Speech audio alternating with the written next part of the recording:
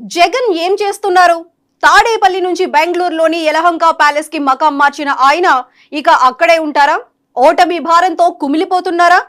చంద్రబాబు, పవన్ గతంలో హైదరాబాద్ లో ఉండటాన్ని తప్పుపట్టిన వైసీపీ నేతలు ఇప్పుడు సమాధానం చెప్పుకోగలరా? అసలు యలహంక ప్యాలెస్ లో ఏం జరుగుతోంది? అంతా రహస్యం ఎందుకు ఉంచుతున్నారు?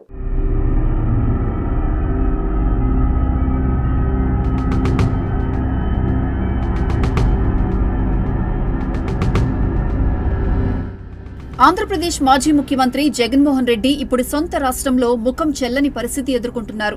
ఎన్నికల్లో ఘోర పరాజయం తర్వాత ఆయనకు తాను ముచ్చటపడి నిర్మించుకున్న కోటల్లో, అదే ప్యాలెస్లలో నివాసం ఉండే అవకాశాలు కూడా లేకుండా పోయాయి. అసెంబ్లీలో ఎమ్మెల్యేగా ప్రమాణ స్వీకారం చేసిన తర్వాత సభలో క్షణం సేపు కూడా కూర్చోవడానికి సాహసించని జగన్ ఆ మరుసటి రోజు సభకు డుమ్మా కొట్టి పులివెందల పర్యటనకు చెక్కేశారు. అయితే అక్కడ కూడా ఊహించని రీతిలో నిరసన సెగ తగిలింది. దీంతో పర్యటన ముగిసిన తర్వాత వెంటనే తాడేపల్లి ప్యాలెస్ కు కాకుండా బెంగళూరులో ఉన్న తన యలహంక ప్యాలెస్ కు మకాం మార్చారు.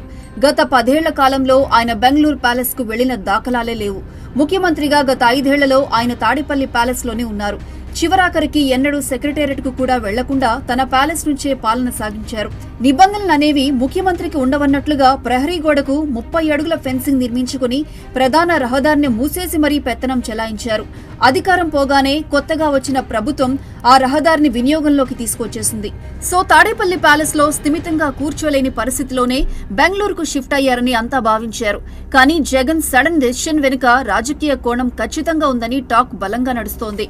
యలహంక ప్యాలెస్ లో జగన్ అడుగుపెట్టినప్పటి నుంచి వైసీపీ నేతలు సీక్రసీ మెయింటైన్ చేస్తున్నారు. బెంగళూరు ప్యాలెస్ లో కొంతమంది వైసీపీ ముఖ్య నేతలతో జగన్ భేటీ అయ్యారని వస్తున్న వార్తలను సైతం వైసీపీ ఖండించింది. అక్కడ ఎలాంటి సమావేశాలు జరగలేదని, జగన్ ఎవరినీ కలవలేదంటూ పార్టీ తరపున ట్వీట్ చేశారు. అక్కడ ఎవరినీ కలవకుండా జగన్ ఏం చేస్తున్నారనేది మాత్రం చెప్పలేదు. దాంతో మరి అక్కడి నుంచి ఇప్పట్లో తిరిగి వస్తారా లేదా అని సర్వత్రా హాట్ టాపిక్ గా మారింది. అసలు జగన్మోహన్ రెడ్డి ఏం చేస్తున్నారు? ఓటమి భారంతో కుంగిపోయి గదికే పరిమితమైపోయారా? జగన్ పబ్లిక్ పర్సన్ కాబట్టే జనం ప్రశ్నిస్తున్నారు. కొద్ది రోజుల క్రితం వరకు ఏపీకి సీఎంగా పనిచేసిన వ్యక్తి ఇప్పుడు ఎందుకు ప్యాలెస్కే పరిమితమయ్యారు? కనీసం తన మూమెంట్ ఏది జనానికి తెలియకుండా ఎందుకు రహస్యంగా ఉంచుతున్నారు? తన కదలికలు ఎవరికీ తెలియకూడదనే బెంగళూరుకు జగన్ వెళ్లారా? తనకి కేర్ ఆఫ్ అడ్రస్ తాడేపల్లి అని చెప్పిన ఆయన పక్క రాష్ట్రంలోని ప్యాలెస్ లో ఎందుకుంటున్నారు? ఇకపై బెంగళూరులోనే మకాం వేసి అక్కడి నుంచే పార్టీ వ్యవహారాలు నడపొచ్చంటూ పార్టీలో చర్చ సైతం జరుగుతోంది. ఎన్నికల ముందు రాష్ట్రానికి వచ్చి పాదయాత్ర చేస్తారంటూ ప్రచారం జరుగుతోంది. వైసీపీ అధినేత తాడేపల్లి నివాసం వదిలి యలహంక ప్యాలెస్ కు వెళ్లడానికి బలమైన కారణాలే ఉన్నాయని రాజకీయ విశ్లేషకులు అభిప్రాయపడుతున్నారు. తాడేపల్లి ప్యాలెస్ లో జగన్ ఎవరిని కలిసినా ఇంటెలిజెన్స్ ద్వారా ప్రభుత్వానికి తెలుస్తుందని, అలానే ఓటమి తర్వాత రాజధాని ప్రాంతంలో ఉండటం ఇష్టం లేకపోవడం అని భావిస్తున్నారు. రాజధాని రైతుల నుంచి నిరసన వ్యక్తమవుతుందన్న అనుమానంతో ఆయన తన మకాంను బెంగళూరుకు షిఫ్ట్ చేసినట్లు కనిపిస్తోంది. అయితే ప్రస్తుత పరిస్థితులు చూస్తుంటే ఇక ముందు ఆయన రాజకీయ పావులు బెంగళూరు నుంచే కదపనున్నట్లు తెలుస్తోంది. ఈ ప్రచారానికి బలం చేకూర్చేలా ప్రస్తుతం జరుగుతున్న పరిణామాలు కనిపిస్తున్నాయి. వైసీపీ ముఖ్య నేతలను బెంగళూరుకు రావాలని ఇప్పటికే సమాచారం వెళ్లినట్లు తెలుస్తోంది.